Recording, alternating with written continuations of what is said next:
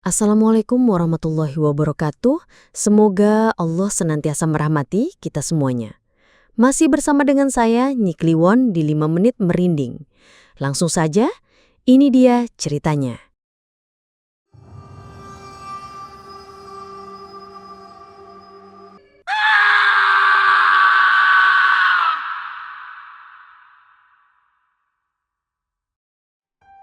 Malam di Simpang 5 Semarang tak pernah benar-benar mati.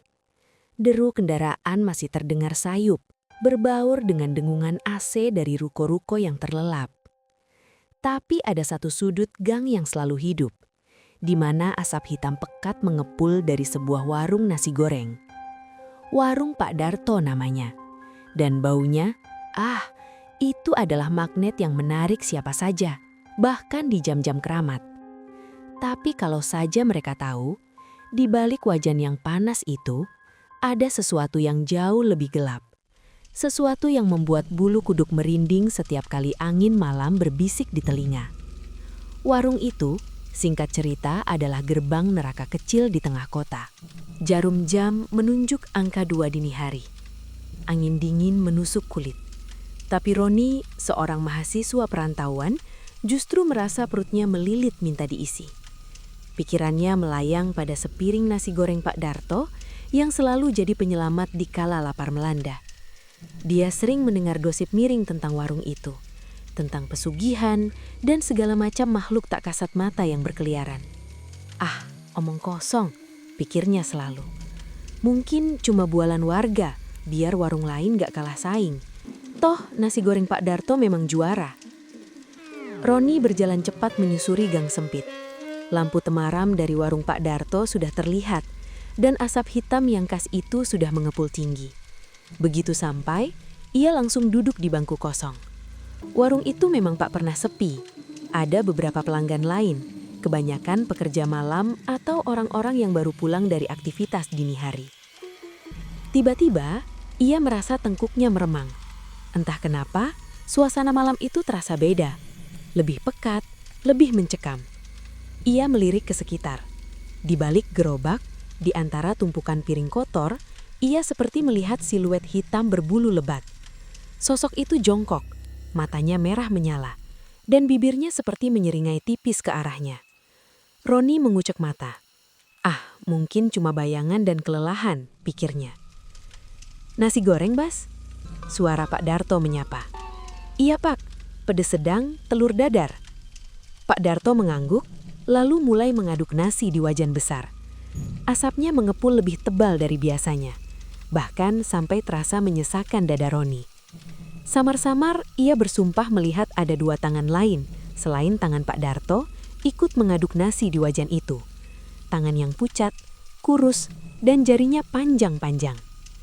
Saat sedang menunggu, Roni mendengar suara cekikikan kecil dari bawah bangku. Ia menunduk. Tak ada apa-apa, hanya bayangan gelap. Tapi suara itu seperti suara anak kecil. Lalu ia melihat sekilas ada sesuatu bergerak cepat di bawah meja, seolah melarikan diri. Kulitnya pucat dan tubuhnya kecil.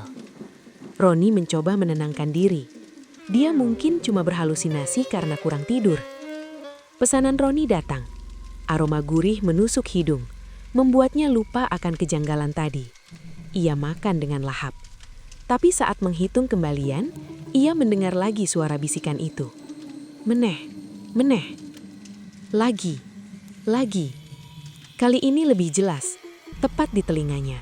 Seolah ada yang berdiri di belakangnya. Roni menoleh cepat, tapi tidak ada siapa-siapa.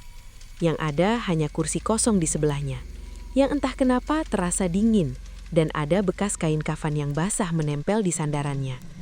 Ia buru-buru meninggalkan warung dengan perasaan tidak tenang yang membekas. Sejak malam itu, Roni mulai mengalami hal-hal aneh. Setiap pulang dari warung Pak Darto, ia selalu diikuti bau gosong yang menyengat, seperti bau arang terbakar. Bau itu lengket, menempel di bajunya, bahkan di rambutnya. Ia sudah mencoba mencuci baju berulang kali, mandi berkali-kali, tapi bau itu tak mau hilang. Suatu malam, Roni pulang setelah makan di warung Pak Darto. Ia membuka pintu kamar kosnya dan langsung disambut bau gosong yang lebih pekat dari biasanya. Lampu kamar kosnya berkedip-kedip, menciptakan suasana mencekam. Ia mencoba menyalakan lampu, tapi saklarnya seperti rusak. Terpaksa, ia menyalakan senter ponselnya. Begitu senter menyorot lantai, matanya langsung terbelalak. Di lantai kamar, tepat di dekat ranjangnya, ada jejak kaki kecil berlumpur. Jejak kaki itu basah, seolah-olah baru saja diinjak. Padahal, kamarnya di lantai 2 dan tidak ada jendela yang terbuka. Roni merinding hebat. Bukan cuma itu, di sekitar jejak kaki itu berserakan bulu-bulu hitam lebat seukuran bulu kucing, tapi baunya aneh, seperti bau bangkai. Ia tahu ini bukan dari kucing liar, karena kosnya tidak mengizinkan hewan peliharaan. Roni segera membersihkan jejak kaki dan bulu-bulu itu dengan gemetar. Dia mencoba berpikir logis. Mungkin ada orang iseng atau teman kos yang mengerjai. Tapi siapa? Dan kenapa? Malam itu ia tidak bisa tidur. Setiap kali ia memejamkan mata, ia mendengar suara cekikikan kecil yang sama seperti di warung Pak Darto. Suara itu berputar-putar di kepalanya. Semakin lama semakin dekat, seolah ada yang berbisik tepat di telinganya. Puncaknya, saat Roni terbangun dari tidurnya yang tidak nyenyak, ia merasakan hawa dingin yang luar biasa di kamarnya. Jantungnya berdebar kencang, matanya terbuka lebar, dan ia melihatnya. Di langit-langit kamarnya, tepat di atas ranjangnya, ada sesosok makhluk hitam berbulu lebat, persis seperti yang ia lihat sekilas di warung Pak Darto. Matanya merah menyala, menatapnya tajam. Makhluk itu menyeringai, menunjukkan gigi-gigi taring yang runcing. Sing mangan warung kui, dueke dadi dueku. Suara itu berbisik, serak dan berat, seolah berasal dari dasar neraka. Roni kaku, tak bisa bergerak. Ketakutan luar biasa mencengkramnya. Ia tahu, ini bukan mimpi, ini nyata.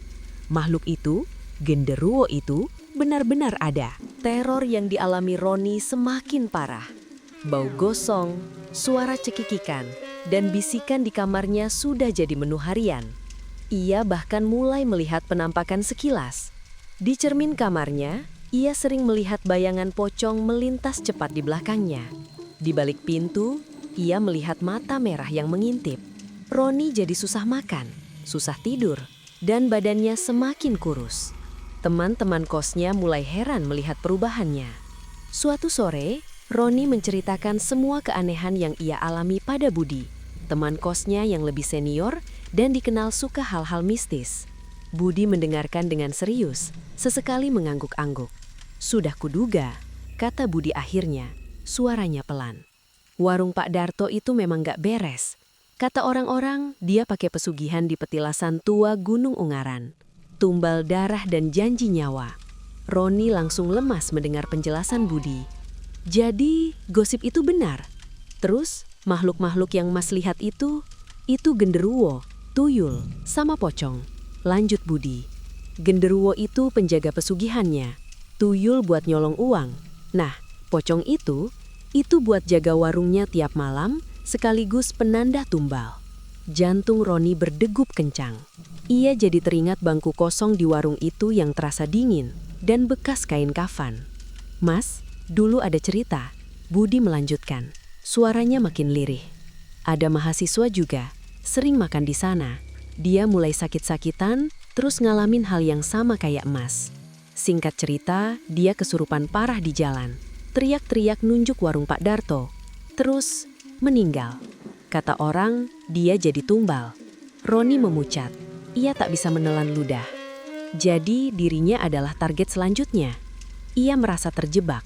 Ia sudah berhenti makan di warung itu, tapi terornya tetap berlanjut. Bahkan, makin menjadi-jadi. Bulu-bulu hitam itu makin banyak di kamarnya. Suara cekikikan terdengar lebih sering, seolah ada yang sedang bermain di kolong ranjangnya. Malam itu, Roni mencoba tidur dengan lampu menyala. Tapi ia terbangun tiba-tiba. Di depan pintu kamarnya, ada sesosok pocong berdiri kaku. Kain kafannya kotor dan berbau tanah. Mata pocong itu kosong, tapi Roni merasa sedang ditatap tajam. Pocong itu tidak bergerak, hanya berdiri di sana, seperti penjaga. "Mas, ini sudah kelewatan." Suara Budi terdengar dari ambang pintu. Roni tidak tahu sejak kapan Budi ada di sana. Budi menatap pocong itu tanpa gentar. Dia bukan hanya mengintai, dia menandai Mas. Dan kalau Mas terus-terusan kena teror ini, energi Mas akan dihisap sampai habis. Dan itu bagian dari tumbalnya. Tiba-tiba, pocong itu bergerak. Ia melompat pelan, mendekati ranjang Roni. Bersamaan dengan itu, suara cekikikan yang mengerikan terdengar dari segala penjuru kamar. Seolah puluhan tuyul sedang bersukacita. Jendela kamar Roni terbuka sendiri, dan asap hitam pekat dari warung Pak Darto di kejauhan seolah melesat masuk ke kamar Roni, memenuhi ruangan. Keesokan harinya, kabar menyebar cepat di Simpang 5. Beberapa pelanggan warung Pak Darto tiba-tiba kesurupan di tengah jalan. Mereka menjerit-jerit histeris, menunjuk ke arah warung Pak Darto, lalu tumbang tak sadarkan diri. Beberapa bahkan berbusa mulutnya, matanya melotot, dan suaranya berubah menjadi serak, mengucapkan kalimat-kalimat ancaman. Dia harus bayar, dia sudah janji. Tumbalnya harus segera. Darah, nyawa. Roni mendengar kabar itu dari Budi, yang tampak semakin khawatir. "Mas, ini sudah gawat. Genderuwo itu sudah menagih tumbal. Kalau Pak Darto nggak ngasih, semua makhluk itu akan dilepas. Dan siapa saja yang ada di sekitar warung bisa jadi sasaran." Malam itu suasana di Simpang 5 terasa sangat tegang. Angin berembus kencang, membawa serta bau amis yang menusuk hidung, bercampur dengan bau gosong dari warung Pak Darto. Asap dari wajan Pak Darto yang biasanya hanya mengepul tipis, kini membumbung tinggi. Sangat pekat dan berwarna hitam kelam, seperti kabut yang keluar dari perut bumi. Roni dan Budi berdiri di kejauhan, mengamati warung itu. Dari dalam kabut asap yang pekat, mereka bisa melihat bayangan-bayangan bergerak. Genderuwo dengan tubuh besar dan berbulu lebat terlihat jelas berdiri di samping Pak Darto, matanya merah menyala. Di bawah meja, ratusan tuyul berlarian, cekikikan mereka memecah kesunyian malam.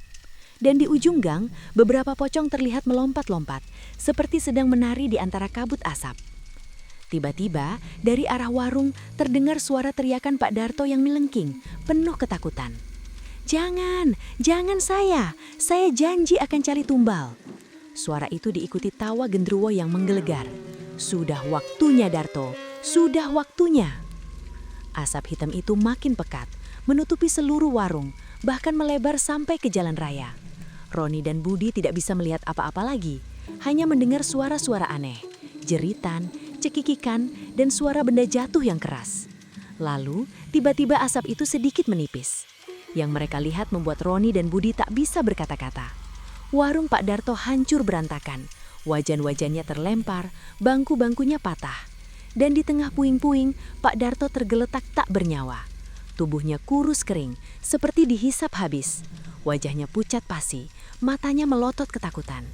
Dan di dadanya ada bekas cengkeraman besar yang mengeluarkan darah hitam. Tapi yang paling mengerikan adalah ini. Di sekeliling tubuh Pak Darto, puluhan tuyul sedang mengerubungi, menghisap sisa-sisa energi dari tubuhnya. Genderuwo berdiri di sampingnya, tertawa puas. Dan di atas puing warung, pocong-pocong berbaris rapi, seolah sedang melakukan upacara terakhir. Setelah kejadian malam itu, warung Pak Darto tutup. Tidak ada yang berani mendekat. Polisi datang, tapi mereka tidak menemukan jejak pelaku. Mereka hanya menyimpulkan Pak Darto meninggal karena serangan jantung, atau mungkin dirampok. Tapi warga Simpang 5 tahu persis apa yang terjadi. Mereka tahu, Pak Darto membayar harga yang sangat mahal untuk kelarisan warungnya. Roni dan Budi masih terguncang dengan apa yang mereka lihat. Roni merasa beruntung bisa selamat dari teror itu. Sejak Pak Darto meninggal, bau gosong dan suara cekikikan di kamarnya perlahan menghilang. Jejak kaki dan bulu-bulu hitam tak pernah muncul lagi. Tapi kenangan akan mata merah genderuwo dan bisikan-bisikan mengerikan itu akan selalu menghantuinya. Singkat cerita, beberapa minggu kemudian, sebuah keluarga baru datang dan membeli lokasi bekas warung Pak Darto. Mereka ingin membuka warung sate. Warga sudah mencoba memperingatkan mereka tentang sejarah kelam tempat itu, tapi mereka tidak percaya. Mereka hanya menganggap itu cerita hantu biasa untuk menakut-nakuti. Malam pertama warung sate itu buka, asap dari pembakaran sate mengepul tinggi. Sama seperti dulu, Asap itu juga berwarna hitam pekat. Roni yang sedang lewat melihatnya. Ia merasa tengkuknya meremang lagi. Ia melihat samar-samar di balik asap itu sosok genderuwo duduk jongkok, matanya merah menyala. Tuyul-tuyul berlarian di bawah bangku. Dan di ujung gang, sesosok pocong berdiri kaku bergoyang pelan. Teror itu belum berakhir, hanya berpindah tuan. Asap hitam dari warung di Simpang 5 itu akan terus mengepul, membawa serta aroma kematian dan tumbal yang tak pernah usai. Dan siapapun yang tergoda oleh kelarisan sesaat akan berakhir sama, menjadi bagian dari perjanjian gelap yang telah dibuat. Malam semakin larut di Simpang 5. Kota kembali terlelap. Tapi di salah satu gang gelap itu, asap hitam terus mengepul. Seolah warung itu tak pernah berhenti menghisap nyawa. Dan di dalam kegelapan, suara cekikikan tuyul dan bisikan genderuwo terdengar beriringan, menyambut tumbal baru yang tak sadar akan nasibnya.